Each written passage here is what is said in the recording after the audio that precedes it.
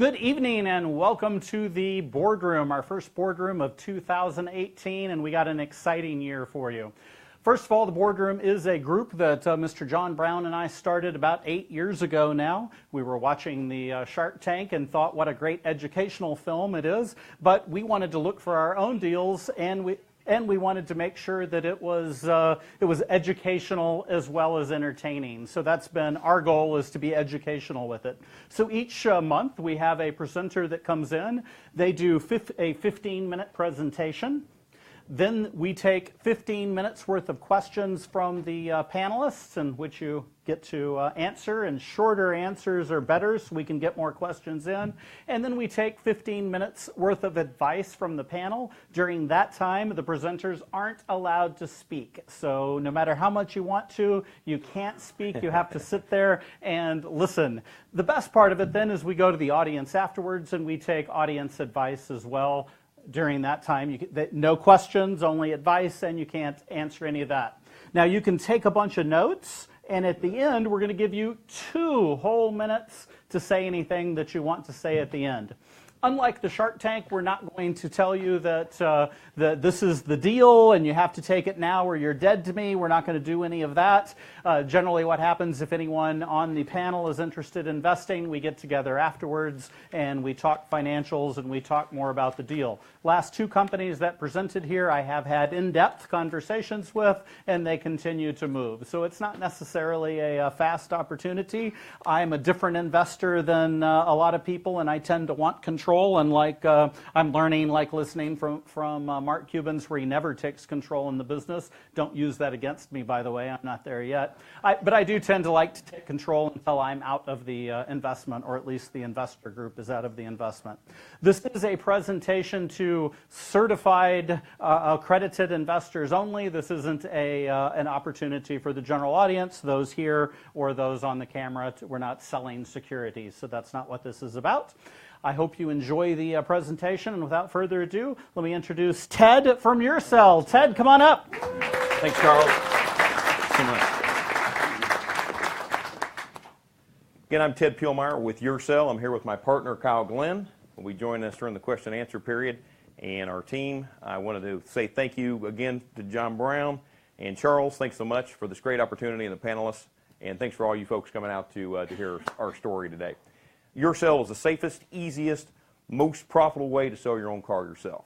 We're the first and only end-to-end local, safe, mobile and desktop platform, also process for private party facilitation. So let me get up my whole thing here. There we go. So what we'd like to talk to you about today is partnership. We're looking for partners. And we'll talk more about the specific partners we'd like. Obviously, we're looking for some partnership on the investment side, but there are a host of other partners that we're going to need. This, again, is a platform. So partnership is really critical to our business. So let me tell you a little bit of story. Our background is, we've been friends for 20 years, and our background was pretty humble when we started. Kyle, to make ends meet, made some work in the car industry and also in real estate, just kind of dabbling initially in his high school years. And as for me, I helped put myself through college, get my electrical engineering degree at Purdue by waiting tables and running banquets. So food industry was way far away from what I would become, which is in the software world. But what that created were guys that are all about family and about community, and also about building people and building businesses. And so you can imagine when about 2 years ago, we saw an article about a grandfather that went to sell his granddaughter's car just south of Waco. The buyer said, hey, come down, bring the car, and I'll buy it. But what actually happened was the guy beat the man almost to death, left him for dead, and then robbed him and took the car. Unfortunately, we discovered that kind of story was happening all over the country, and particularly in our own communities right here in Dallas and throughout Texas. So we knew we needed to solve that problem, and we wanted to see if we could do it profitably. So we had a look at the market. If I can make it, whoops, wrong way. I think you're pushing backwards there. There we go. So we had a look at the market. And what you're looking for, as an engineer, I know this very well, what you're looking for in terms of an opportunity is a gap in a market. And what we found was an enormous gap. So we saw that there were some guys that were helping in the space, guys like Auto Trader, folks, you know, folks like that. And there were some new guys like Blinker and a really new guy named Carable. But the problem was they're just market makers. And so they really weren't helping where you really needed the help, which was on the ground. You need the help when you're actually selling the car. So you need the help, obviously, getting buyers there, but then you need the help throughout the whole facilitation process in navigating things like negotiation, things like final facilitation and so forth. So we'll talk a little bit about that. But that creates a huge gap. And so that has poised us to be in a position to basically rewrite and dominate this $126 billion private sale market. So how do we do it? Everybody always asks that question almost immediately. Well, it's real simple. We do the work. That's really what it boils down to. And for the seller, he does very little in our preferred program. He basically brings the car and keeps the car. He brings it to the inspection. He brings it to the meetings that we set up with buyers. And he gets the money, basically, is the bottom line. For us, we do all the facilitation work, which means we're handling all the other pieces for him in order to get him a very high end sell price. So everything from obviously the setup in terms of signing up and so forth, he's assigned a private facilitator right out of the gate. That's the on the ground piece, right? Then we get him in the inspection, and that gives us an idea about what needs to be fixed on the car in order to sell it. We go through the pricing and valuation of the car and get it ready associated with the market ads and so forth, and we go out and do the marketing for him. Bring in the buyers, we set up the meetings for him, bring him to the meetings. So as you can see, that keeps it safe right there, but we go another step further. We have partners where we have those meetings at, and those partners are the same guys that we do the inspections at. So there becomes a relationship between him and that inspector and a trust factor, which he can have with that certified service partner. What that provides then is a situation where now he's at ease and the buyer can come into a safe environment as well, and we're going to help, obviously, with the negotiation to get to a sale, but finally, for the buyer, we're bringing the financing, the warranties, and all the pieces that the buyer needs in order to complete that sale easily, including things like trade-in. So one of the hard things for us has been is how do you do all these things and deal with all the logistical challenges necessary to do that, and by the way, do it without a dealer lot. So the first way you do that is with a great team. So what we discovered right out of the gate was one of the big advantages that Kyle and I have is that Kyle is a man who's been in the automotive, particularly the car dealer space, for about 20 years. I've been in the software space in ICT, or information communication technology, for about 25 years. So I know software development, I know those pieces well. It really takes a marriage of the two in order to be successful in this business. And that allowed us to then work through these challenges. But it's taken us about 2 years to vet these challenges out and figure out how to do that. We're actually on our third business plan, if you can believe it.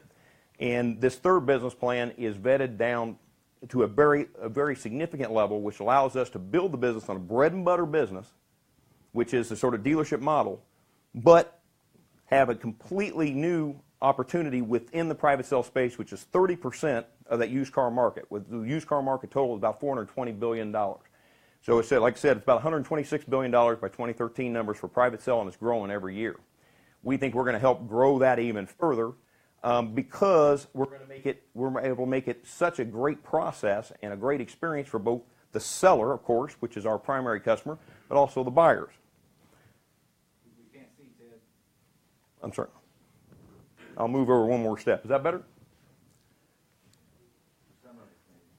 So, as I said, we're here for partnership, and we need a number of partners because, as I said, this is a platform that over time will grow based on the partners that we have, and it also plays into things like marketing and other things in the short term. So what kind of partners are we looking for?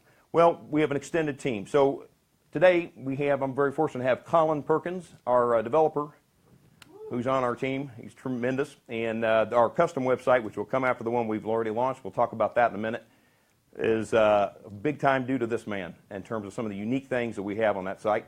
We have Jarrett Wiley, who's helping us with accounting. And a new entrance to our team, and we're really excited about, is our social media expert. We call him, he likes to be called Gator. His name is Philip Markoff. And so social media is a really critical part and becomes even more important of strategy as we move forward over time. But associated with that, we're looking for a good corporate lawyer. So we've talked to a few. So we're really interested to get some feedback about a great corporate lawyer that can help us. We're interested in good PR folks. We had a PR guy lined up, but because he was working with another guy in the automotive space, he felt there was a little bit of conflict of interest. So we're looking for a good PR team. Of course, we're looking for the right partners on the investment side. And we've got a couple guys. We just had a guy that's had multiple IPOs that actually is now on our advisory board that joined us on Friday. So we're very excited about that, and he's offered us some money as well associated with that. And but at the same time, we have a clean MCAP baseline for investors to come in, so it's an easy opportunity for investors. But we want the right investors that bring us good partnership in a variety of areas, which we can talk about in the question and answer. In addition, we need some inventory financing. We can get about $500,000, but because there's a trade-in part of our business, which we'll talk about, we need to also inventory some cars and move those cars, and we'll talk a little bit about that. Office space, certified service partners who have been signing up already, guys like Christian Brothers and H1 and people like that. And then we've already signed up, and we're ready with warranty and gap. We're about to complete our initial financing partner, but we need to add some more financing partners for the buyers. And about a number of other pieces. We won't go into detail here. We can talk about them in the question and answer. So from an investor perspective, what are some of the advantages of this? Well, really it boils down to the top things that most investors are interested in. And this is a really unusual piece of this business plan. I've been involved with other business plans and other entrepreneurial projects and had a previous funding. But never have I been in a software business that had this kind of upside, or I should say downside risk abatement, as this business does on the front end. And that's because of that bread and butter dealership business that underpins this thing. And we can talk a little bit more about that in question and answer. But that allows us to get to first year profitability with a full funding of our seed plan. And that also means that we're about 24 months to actually paying back the initial investment. And we can provide a 3-year exit strategy. And there's some great ways to do that. But what's really great about this business is the scalability across the country in the top 50 MSAs. And that's really our long-term focus after we've established ourselves here in Dallas-Fort Worth in a laser focus. So we kind of went through some of these things, and some of the exit areas is really, people say, well, would somebody come and compete with you? Well, the reason folks haven't competed in this space at this point is, again, it's hard to do. The logistical challenges are quite significant. So again, as we get established, it puts us in a position where people are not going to want to build, they're going to want to buy. Our revenue model is pretty simple. It's on the seller side. We have seller fees. We've got the financing associated with the vehicles for the buyers and the gap and warranty sales to buyers.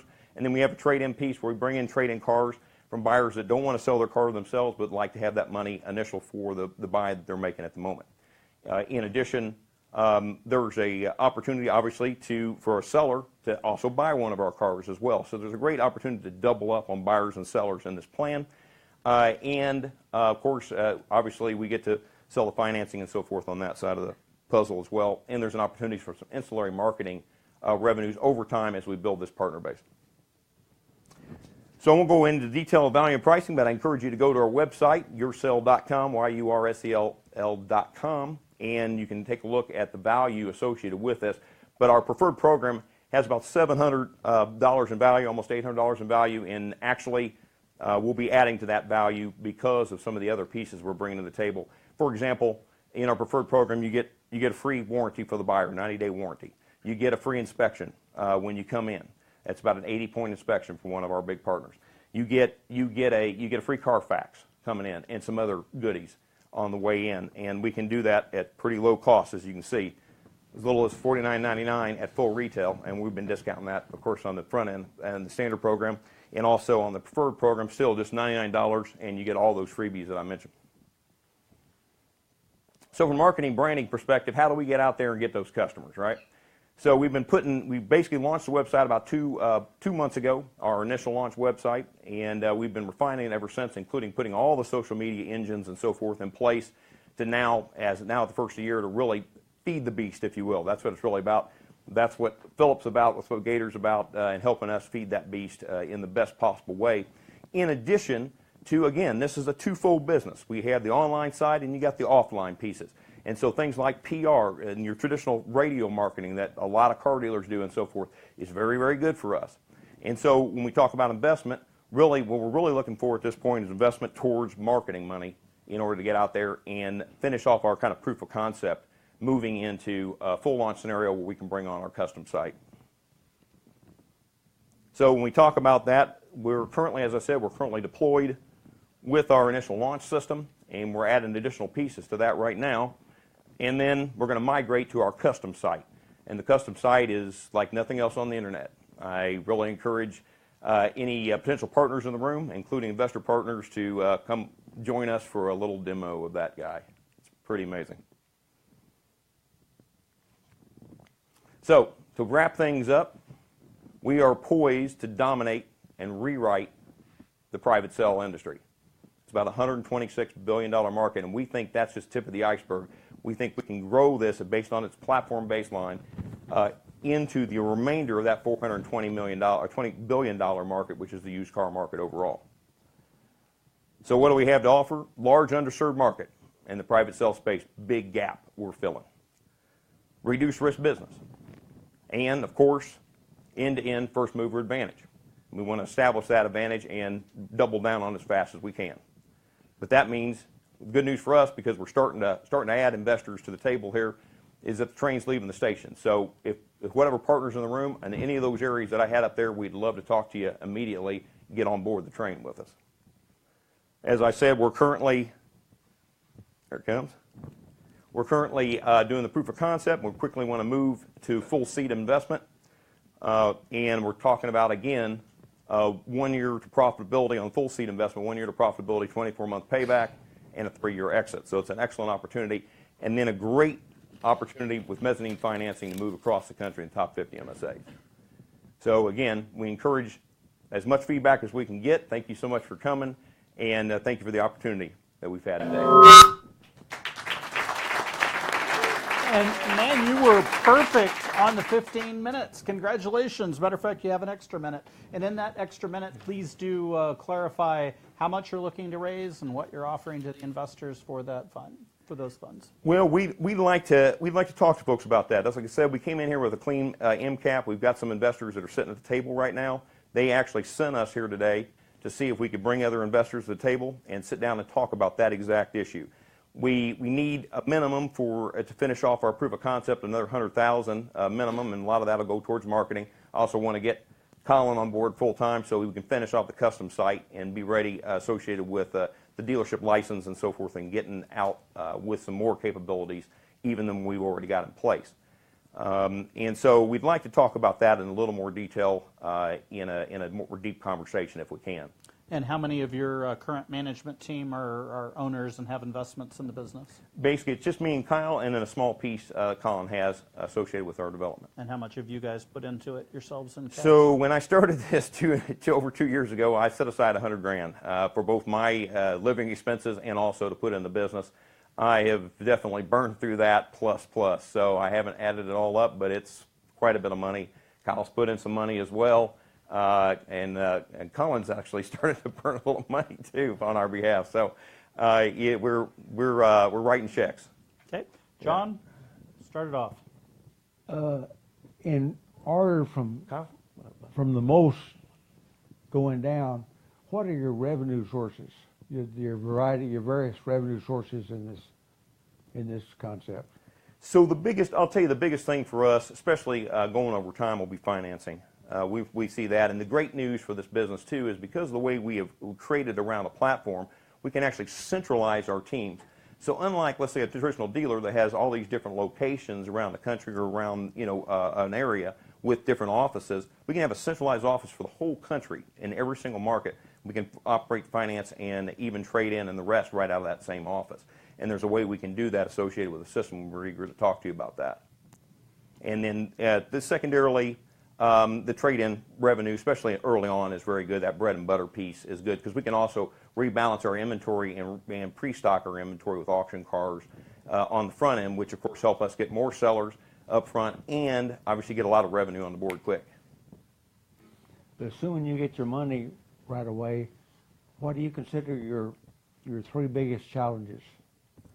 So I think, like any company that's getting out there and trying to rise above the noise, because we're about, give or take, it's about 1 in 7. About every 7 people you run into, about 1 of them is ready to buy a car or sell a car right this moment. And that rises and falls depending on time of year and some other factors. But that means you got to touch a lot of people so that there's a little bit of education. Because of that gap I mentioned, people know about the market makers, but they don't know that such a service as ours exists. So we need to get out there with marketing. I think marketing is really our biggest challenge, and really getting out there in both a social media way as well as a physical way. On the ways, with your history that you've been doing it, what are some areas that you found is to be obstacles or complaints? So I think it's always difficult to do things on a shoestring budget. I think that's been always tough. And we've been very fortunate. I've called in a lot of markers, so we've got a lot of earned value, what's kind of known as earned value in Silicon Valley, where you call in markers with people to get them to do work and also help you and introduce you to people and all that kind of stuff. And I think that's been the hardest thing is doing this on a slim budget and trying to get where we are today. And we started out, Kyle will tell you, we went out really to try to get full funding. We have a 5-year plan, very detailed plan. I'm an engineer, so I always say, if I can sell me, I know I can sell you on a plan. Because I'm not going to do it. I'm not going to put up my $100,000 unless I'm pretty sure that we're right. So when we look at that, we've got things we're going to learn as we go through this process. Of course, there's always lots to learn, but I think the biggest thing has been just trying to get there and get some numbers on the board here, and we kind of shifted gears, as I was saying with Kyle. We kind of went out after $400,000, which funds the full plan, which is 4 markets. It's Dallas, it's Houston, it's Austin, and also San Antonio. Gets us into 4 markets for $400,000, which we thought was a really low number, right? And so we put together I had about $150,000 I was able to line up pretty quick, but I couldn't get the rest of the $400,000. We didn't want to launch without the $400,000. Well, also, we weren't sure how we did that, and of course, we started running into guys like Philip Gator and others, and of course, Colin was helping us too understand other methods that we might be able to get out there for a little cheaper and really focus on the marketing piece and get those numbers on board.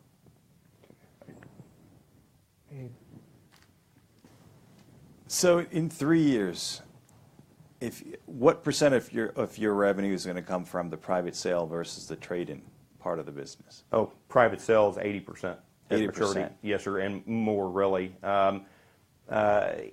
Best case on a large market, you're at about $500,000 in earnings out of that market for the trade-in side. We're looking at maybe that's on about 140 cars in inventory on a regular basis. So the question is, it's really the other aspects of this private sale is the key. Okay, then I don't see the point in really adding more complexity with the fact of managing inventory in the trade-in in that case. Okay, is there a way you could kind of create partnerships with current dealers and they could be holding the inventory for you, or you could just take advantage of their inventory, what I mean? So we're looking into that exact issue. So one of the things we want to do is pre-seed our inventory. We're beginning conversations with Enterprise, and Kyle and I had worked with them in the past. They've got a great inventory, and also Avis. And they're eager to get that marketed in new ways. So that's going to be, I think, a good opportunity for us to pre-seed inventory with those guys. The trade-in thing is a little bit tricky. So we looked at 2 different models. One is a kind of broker model, which says we got to take these trade-ins in, right? So we got to have that opportunity for buyers. Again, we're end-to-end. So we want to really have that for buyers so they don't have to search around and try to get a best price. We're going to give them top wholesale price. If they want to trade it in now, we can do that for them. It also helps, obviously, close the deal for our sellers. So we need to take that car in. So then what do you do with it, right? So do you sell it yourself and get the full cheddar out of it, or do you take a smaller amount in a broker? And we're open to both models. Our current model that we think works pretty good because of experience from Kyle, and you want to come up and answer that issue a little bit. But because we know so much about the dealer side of things, and because we've answered the logistical challenge, which I'd love to talk to you about, really creative way to answer that issue, we were able to get that cheddar instead of taking the broker fee.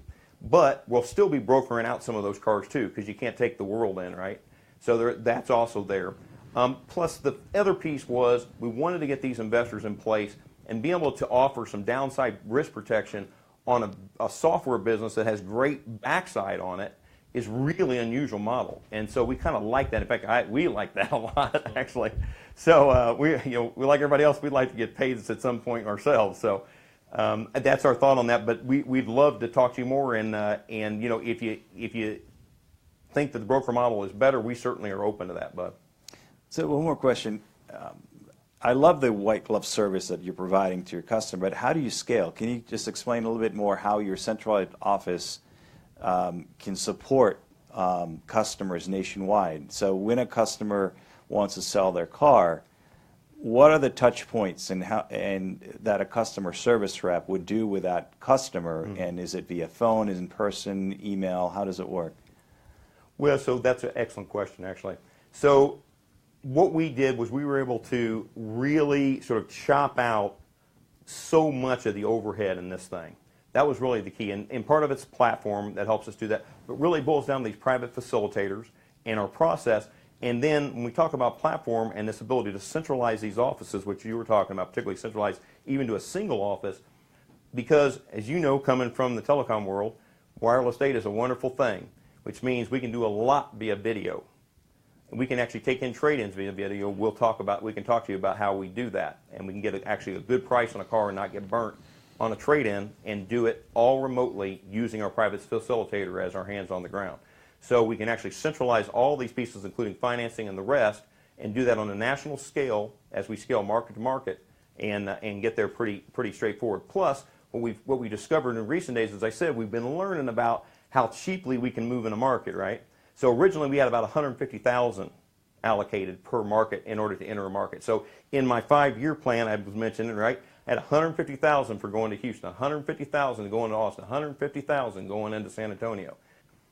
But then we figured out with all our help that we don't need $150,000. Turns out all we need is a facilitator on the ground and some solid marketing in that market, and we're live. Because to your point, we don't have to provide everything all at once, right? We can provide most of it, but maybe we don't provide the trade-in piece initially, or we provide the trade-in piece, but it's a brokered trade-in. So we can do that. We can now move in these markets very quickly. The only limiter for us really is getting our dealership license, because we want to be in that central position, and that requires our dealership license. Okay, thanks. Does that answer your question pretty well? Yes, thank you. Okay, well, thank you. Enjoyed your presentation. So I just got a few basic questions. I think the biggest one that I have is just, have you had any sales? Like, has anyone actually used this program yet? Well, we've been adding some inventory in, but we're just now getting our calls in towards sales. So, as I said, over the last 2 months, we've been refining the site and so forth. We learned some interesting things and feedback, which have been really tremendous. So, a couple of folks in the audience that have given us some good feedback, we really appreciate. I can see your faces out there. And so we've been trying to realize those in the website, and of course, obviously associated with the social media engines we're putting in place and so forth as well. Gotcha. And of course, how we look at things like AdWords and so forth, so on. So just to clarify, though, as of right now, there hasn't been an actual transaction where somebody's come in. No, we've been loading. Actually, we've been loading cars from Kyle's current dealership. They're cars that he's not been able to move, and they're trying to move them down here in Dallas, so we're trying to move them for him. That's completely fine. So they're fine. kind of a first customer. If you yeah, will. absolutely. That's great. And thank you for thinking of us, as you start this venture out. I just wanted to see where you were in that process. My next question is going to be a little bit more broad, right? And that is, say, what have you thought about expanding the concept beyond cars? And that would include things such as boats, or even other things too. Have you given that thought? What made you want to stick to vehicles? We want to be laser focused, and this boy right here knows everything there is to know about that business. Sure. So that's really the 1-2 punch that we offer to investors, and of course to our business being successful, is this 1-2 punch that we have. And so anytime I ask a question like that, I always turn it over to this man. You want to answer that one? Yeah, I'll answer that. Basically, it is not strictly automotive that this business works towards. It does work with power sports, works with motorcycles, works with ATVs, UTVs, boats, airplanes, you name it. I mean, as long as we're not stepping on any toes legally, it's an open market. So it's a process, though. Again, we want to be laser focused initially, though, and when we get established and get some markets under our belt, that's why you'll see none of that really, other than motorcycles, in our current 5-year plan. and also in the proof of concept period. So Great. And then the other question too is that this is a big one, especially with the flooding that there was in Houston just a few months ago. Yeah. What kind of protection do you have against fraud? go ahead and answer that one. So there's a number of websites in place, both private as well as governmental, multi-level, federal, state. There's the National Title something or other. I can't remember exactly what the acronym is for it, but NHTSA, I think it is. Yeah. But they do title checks. They do checks for insurance as well. Carfax does a really good job of that. But there's a number of ways to do that. Any decent mechanic shop, which obviously will be an integral part of our organization, they will immediately be able to tell if a car has been underwater for any amount of time. We were at the auction this morning, as a matter of fact. How many did we find, Ted? There were at least 2 for sure, maybe a third, maybe. Yeah. Yeah, and they were not disclosed. Yeah. So yeah, it is imperative that the cars go through a thorough inspection. Like I said, if you know what you're looking for, it's not hard to spot. And then I wanted to ask you also a little bit about the numbers that you've shared with us in your presentation. A couple things that I took a note of is that you expect to be profitable within a year. So I'm curious how you came to that calculation.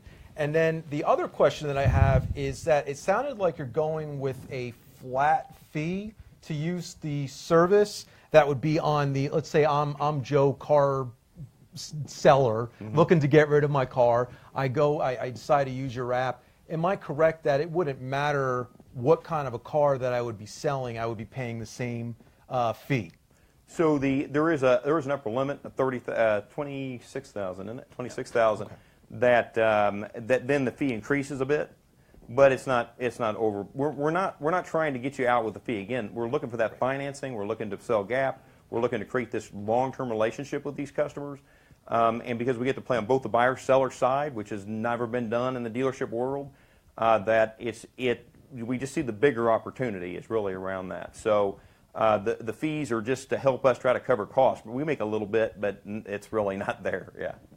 Sure. Can we go back to that question about profitability as well? Oh, yes, sir. Yeah. So on the 1 year profitability? Yes, please. Oh, yeah. No, that's perfectly reasonable. Again, that's that bread and butter piece I was talking about. That's preceding our inventory with auction cars. Clearly, we know how to buy those things. So, we can precede the inventory. It also allows us, the other thing with auctions and being a dealer allows us to rebalance inventory. So one of the things that brings buyers in is having a good mix of inventory. So like a traditional dealer, he's showing them on a lot and everything. But today, of course, most folks are going to the internet to find those things. But when they come to a place, having a big selection is important. That's why we want to seed that inventory with things like the Avis inventory and so forth. But our sellers are going to have a wide range too.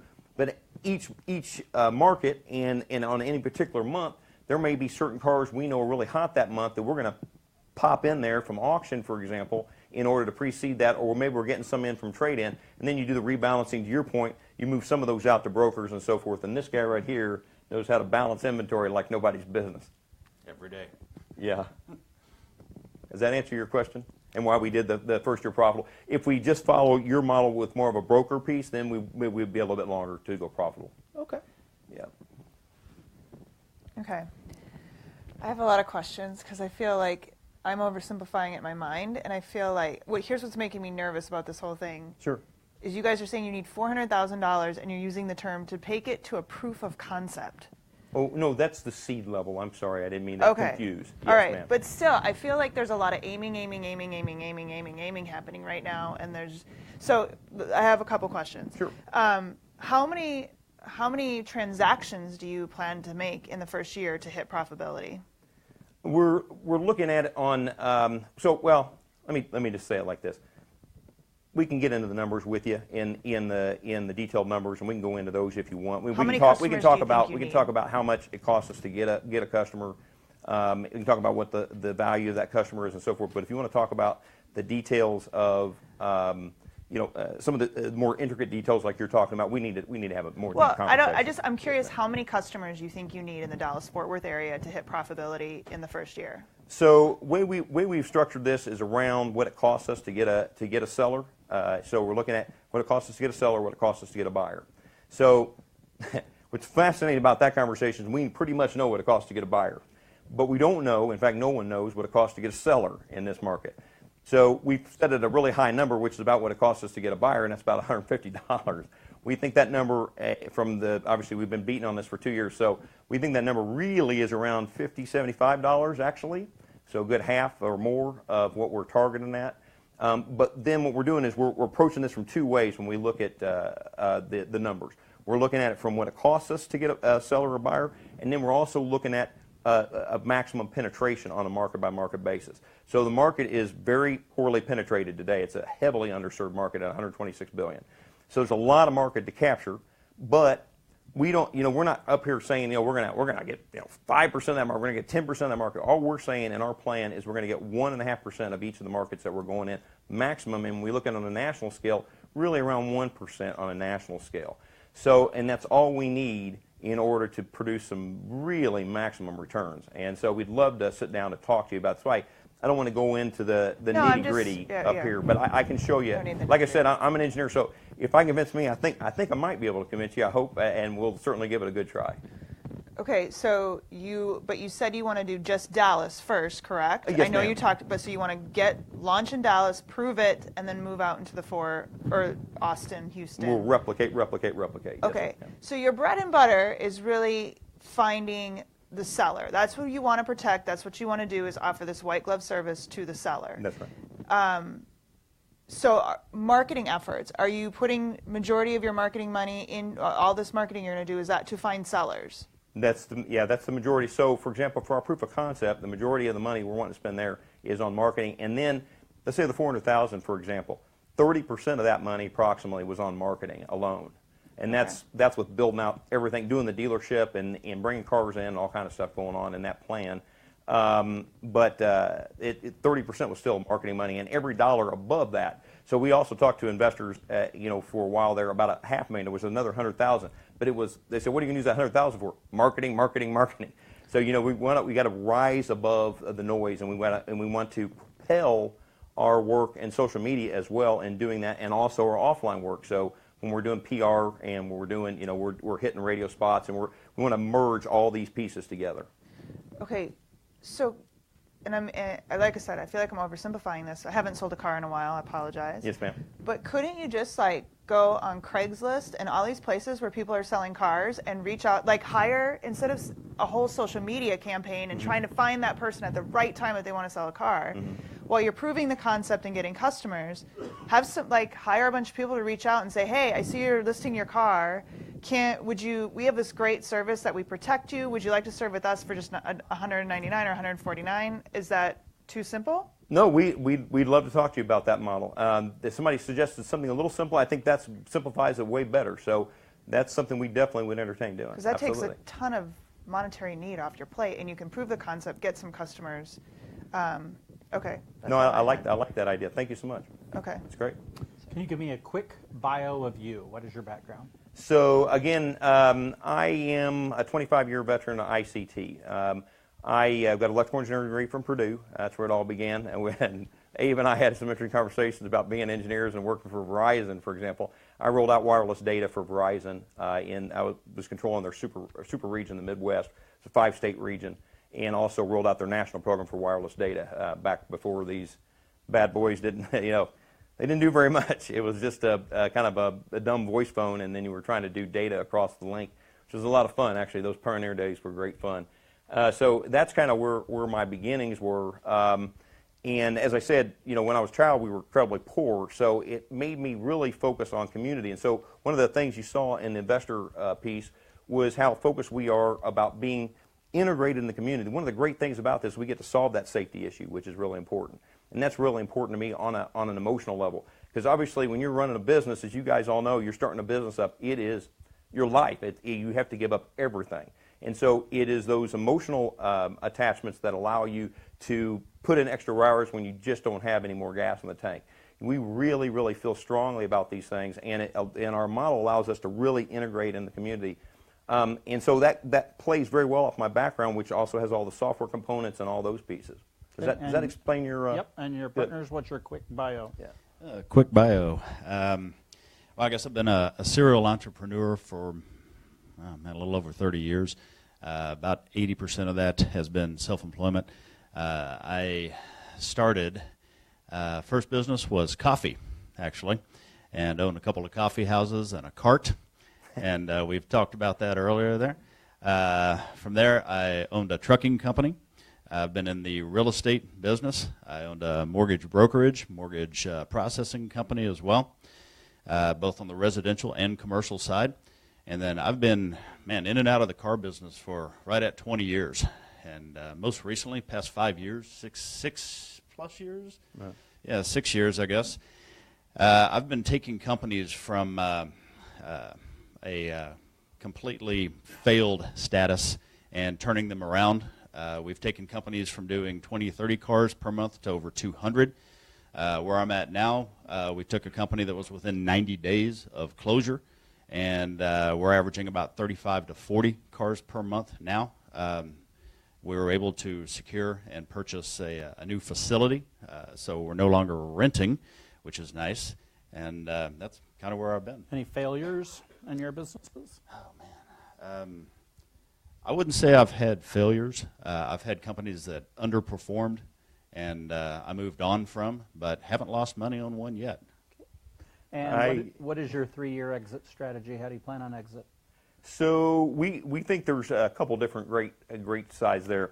Like I said, build versus buy is in our favor tremendously, and there are a lot of big, both car groups, financing groups, I mean, the list goes on and on, manufacturers that are going to want to get a piece of this once we put this platform in place. Simply because of our market position, the data, even the data that we're going to have on our customers, which again, we're big idea. My previous, you mentioned what we do in the past. I had an entrepreneurial venture called privatecardidentity.com, which we actually presented to SMU's group, their Southwest Venture Forum group, back in 2000. We got killed along with a lot of the .coms. Actually killed all our partners, including KPMG. It took us into Blue Cross Blue Shield, and we were into BT overseas in England and so forth.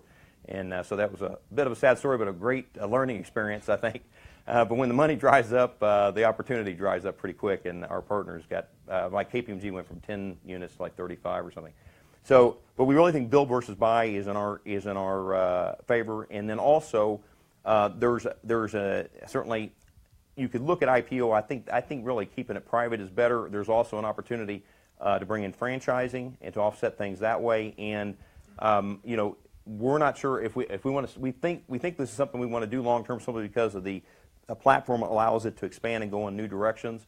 But I think there's going to be a lot of opportunity to move on, including obviously the mezzanine financing. We bring that in. So there's an extra strategy. What's that? So you don't know yet. So we don't know. That's it. And let me just say, we are very open. Again, we need good investment partners and good advisory partners that help us understand. That's why we're so excited about Don that joined us, that has had multiple IPOs and so forth. To his credit, he bought me lunch on Friday, and I walked out of there. I felt like I had been back in college again. I learned so much in just one lunch. So, I mean, you know, all of you guys know so much, and we'd love to learn all that good information. There's a lot of opportunity and a lot of different options. Okay, so you can turn your microphone off, and you're not allowed to speak now. This is the advice. This is the advice section. You can't turn that off. Don't. Oh, okay. Okay. Just, no talking. And so we're going to the advice section. And John, you got the floor. Yes, ma'am. You know, Tim, I looked over all the literature and the website, and it just seems complicated to me. Okay. It looks like to me, if you could simplify the process, the territory, the program, it might be easier. It looks like inspectors are going to be a big part of your business, and maybe you could team up an office out of an inspection facility and work within so much radius around that, and then a seller could come down and meet you there, have his car inspected, bring it to the buyer there. It's just a place to work out of. It just seems, I look at the website, and it's, I just couldn't see any specifics. It was just confusing to me. I think it's a great concept, and I sure like your partner, and I like you. I think you got a great concept, but I have a hard time seeing how it's going to going to work. I think if we're to focus on a small territory and actually start trying just to get some sellers and get some practical application under your belt, you'd learn an awful lot real quick. I'll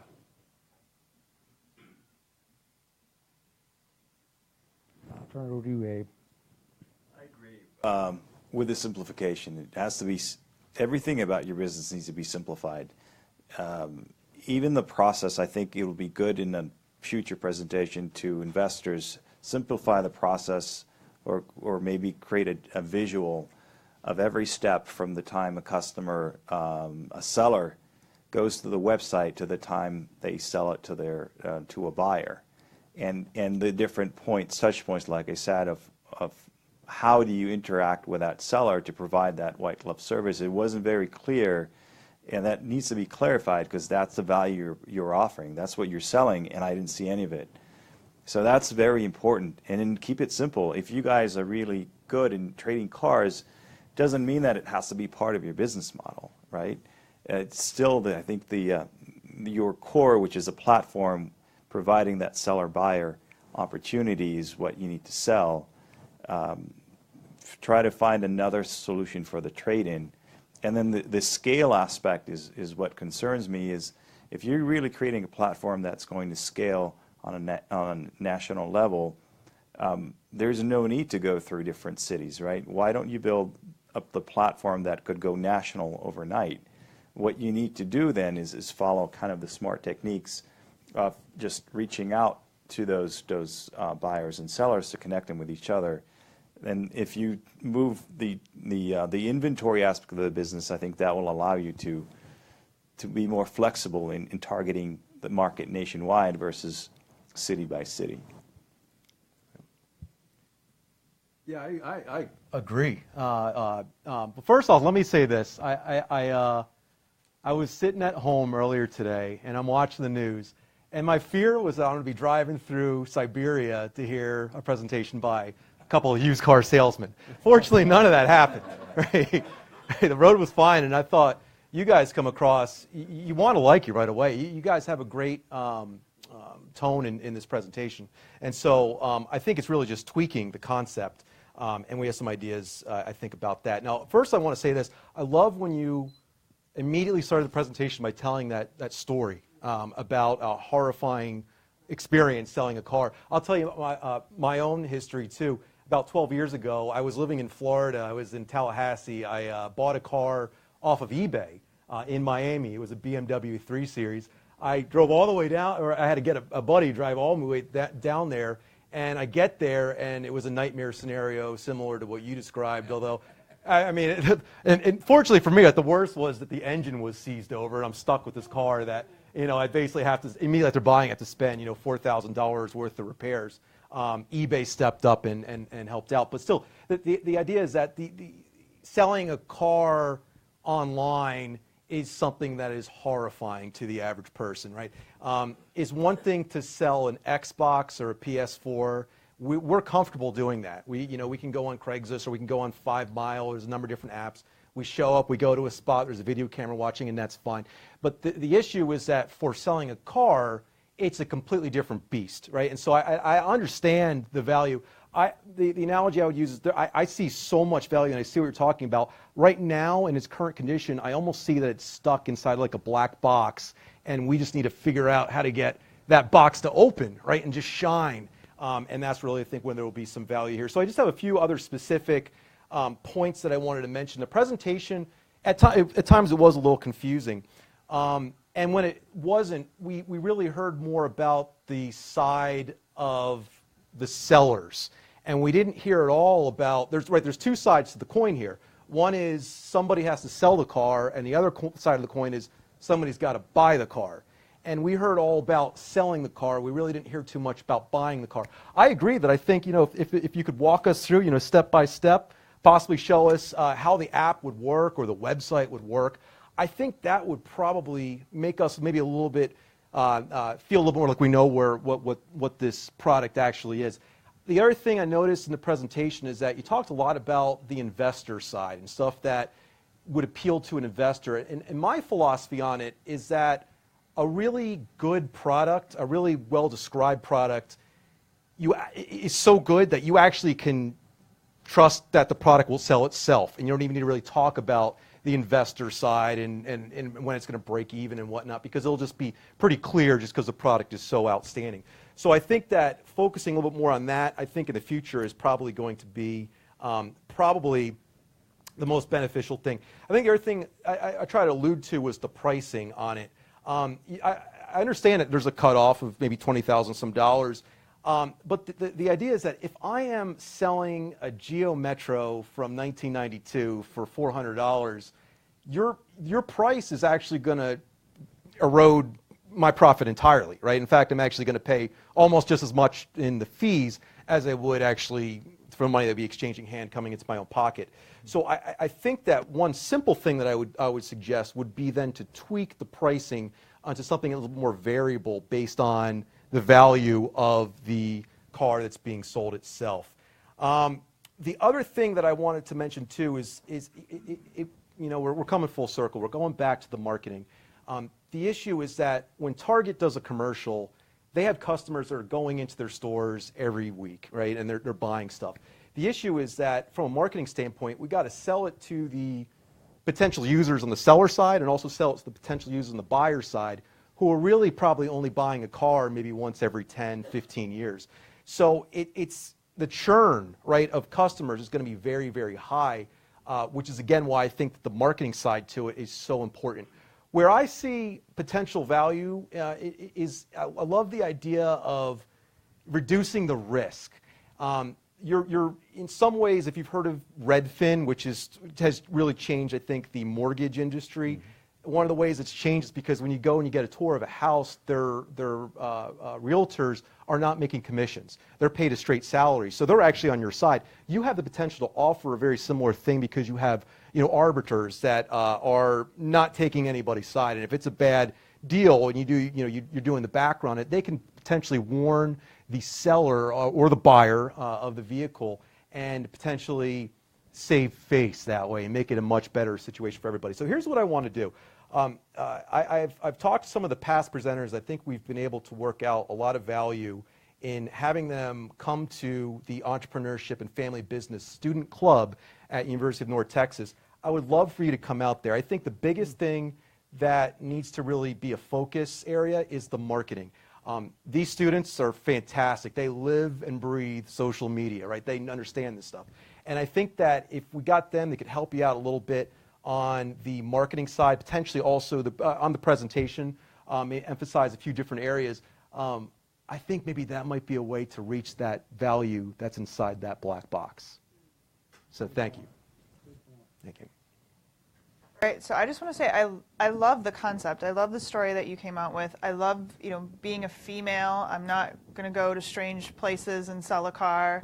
And I hate walking into dealerships. My father, God bless my father, but he is a very cheap man, and he has taught me about how to negotiate. And so I walk in there and my gloves are up, and I know I'm going to get had, right? So I love that there's an opportunity that I don't have to do either one by myself or going into a dealership.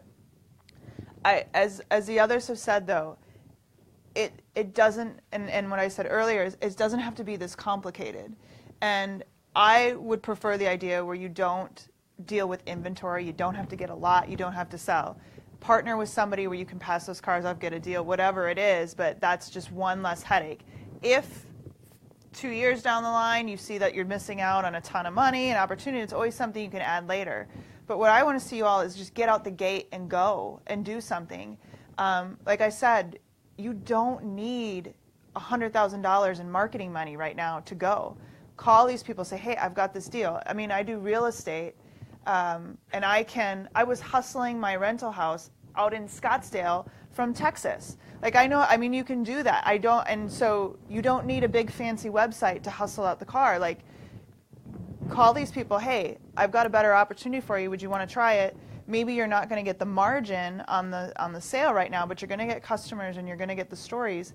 And then use those stories for your social media campaigns. Hey, they got me 1,000 more than I was willing to sell originally. That's how much they helped me. Or the transaction was so easy. But build the focus there while you're building the website, while you're doing these things, but I just don't feel you need this big, start small, get the testimonials, get the clients, then go as you start building those versus just waiting.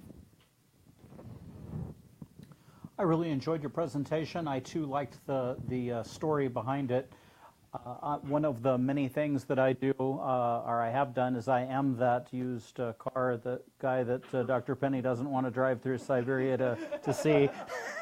So in my loan company, I do title loans. We do a lot of title loans.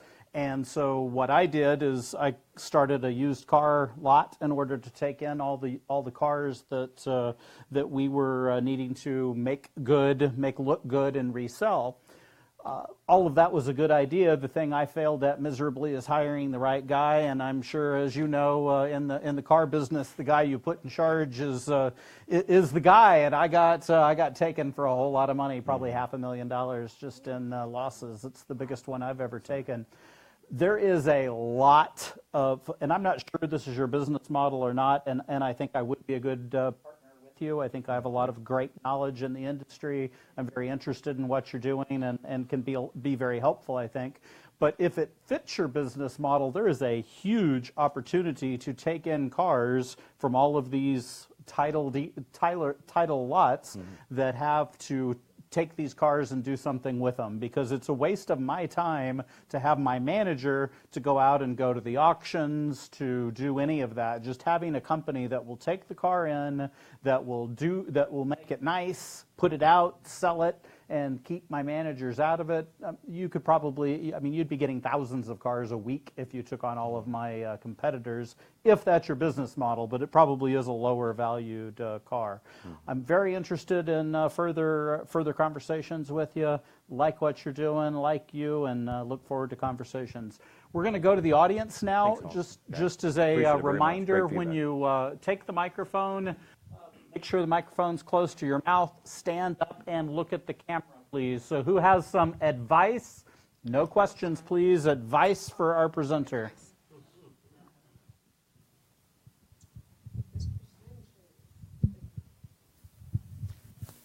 I thought you did a great job. I loved hearing about the business model, and I also agree that I think an experience map would be helpful for you. I had a buddy who was a broker who sold cars, and he never, is that better? Okay. He never sold a car without already having, he never bought a car without already having a buyer. He also knew that he was not going to make less than $1,500 per transaction. So thinking about that from, your average cost, per sale, I think that gives you a bottom dollar where you can then answer what Aaron was talking about. I also agree with Charles. I had another friend who owns a tow truck company. So they paint lines on apartment complexes. When somebody parks where they're not supposed to, they lock them up. And when they can't pay, he's got a car to sell. So just a few of those things, maybe tweaking your model, understanding who your customers can be, and then understanding what you will settle for as far as a good deal, I think would get you traction.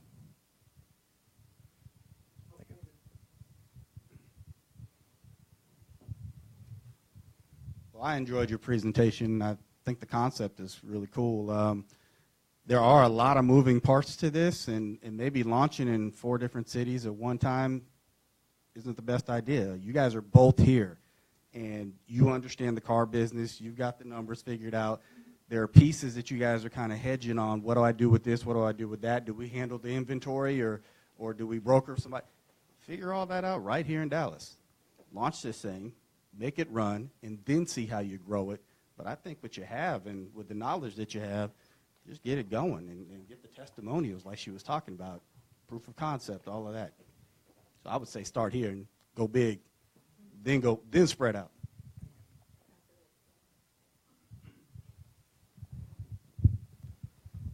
Yeah, I think Nike had it right.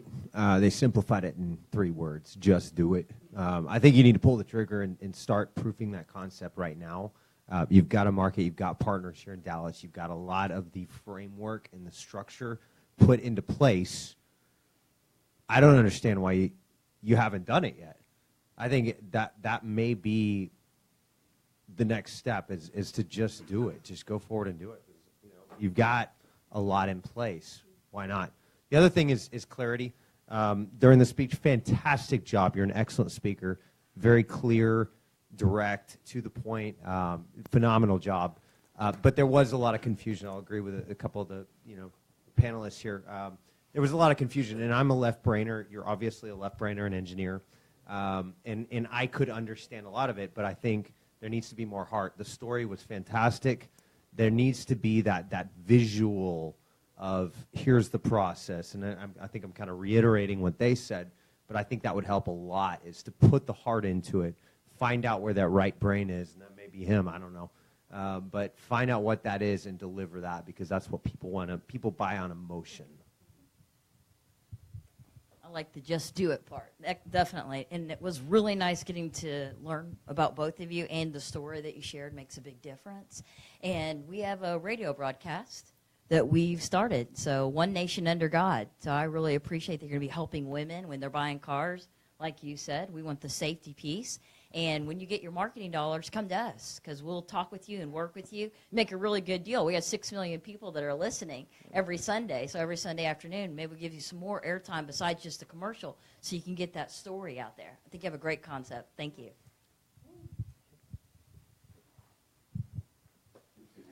I just want to say I really like the concept. It reminds me of like something like Uber for used car sales, and I think most of the money will come from scaling that, from being able to grow it. I also think one of the keys to getting off the ground is going to be actually proving the transactions. We launched a cigar company in college, had a business plan competition. One of the keys to winning that was selling through the Greek system and building a reputation on campus and having proven sales and having feedback and testimonials and repeat subscriptions and customers. I think if you can start here in Dallas and build a reputation, and if you can study that transaction and try to make it as seamless as possible, the margins are not a lot if you can't scale it and you can't make the transaction easy. So I think that's where most of the profitability would come from. I'm just glad we have venues like this locally for local entrepreneurs.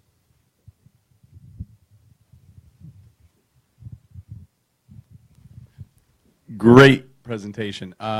Great storytelling. I would only suggest alleviating the marketing fees by injecting yourself at the point of the problem. Meaning where those Craigslist conversations are happening. Set up Google Alerts. It's free.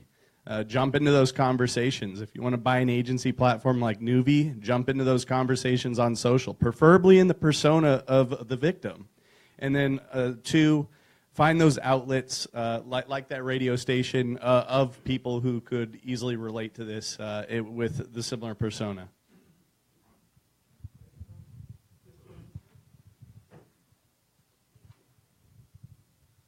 Great job, guys. I can look at and see the blood, sweat, and tears that goes into every minute that you put into that presentation. As a starter of my own startup business, I just want to say that the conversations about making it simple is a very good one. And remember, when you're a left-brainer, I'm a right-brainer, and I try to be a left-brainer, but it's more about the picture than it is the puzzle. So when you're talking in this scenario, you got to talk about the puzzle, and I certainly understand that. But when you direct those that are interested in possibly engaging with you to go to your website and they look at it and say it's confusing, that's the picture. So just think about that. Great job. Keep working hard.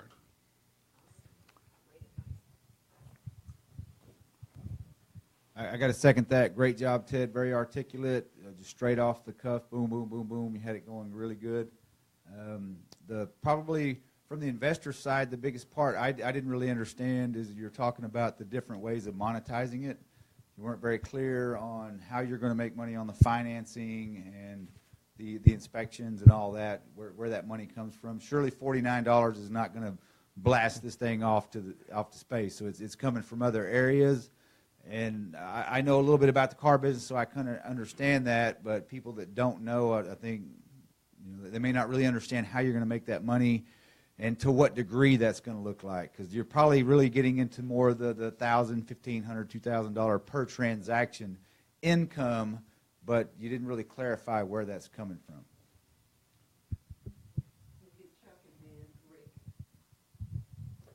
First of all, guys, the thing I enjoyed the most was your passion.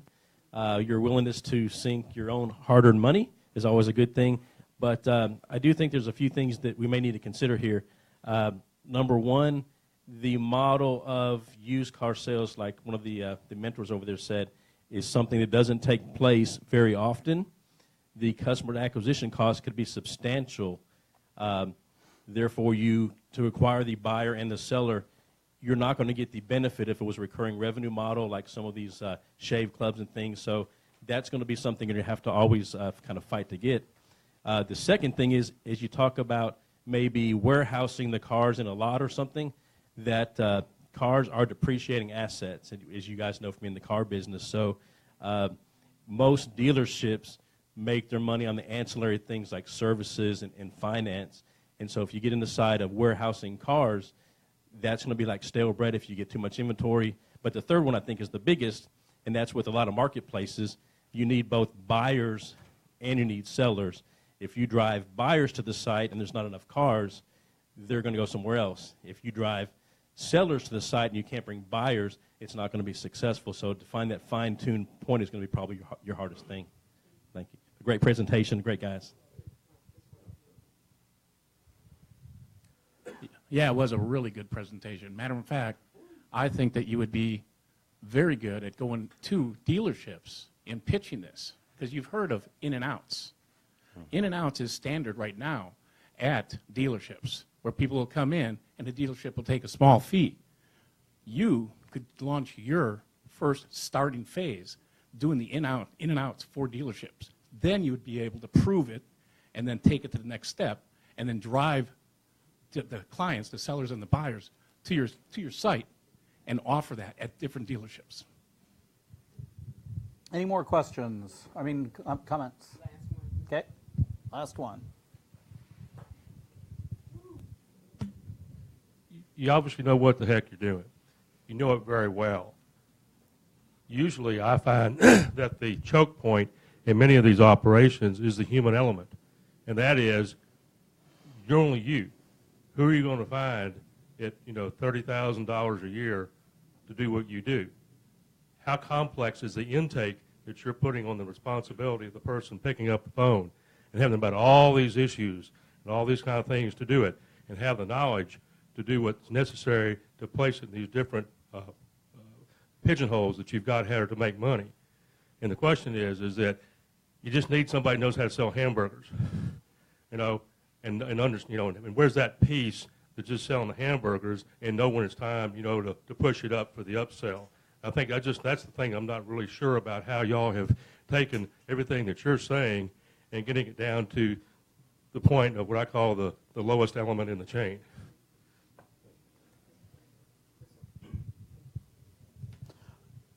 Okay, no one else? Then you have 2 minutes to answer anything you just heard.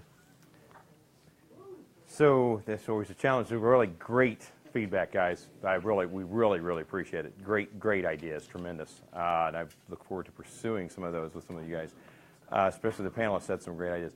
One of the things I would like to answer is, so again, the key to this in filling the gap is to have a private facilitator on the ground.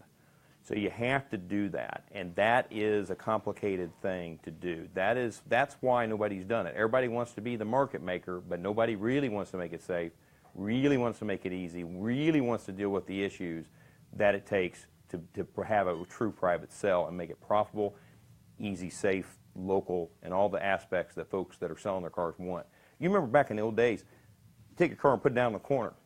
That's how you sold it. Put a sign in it.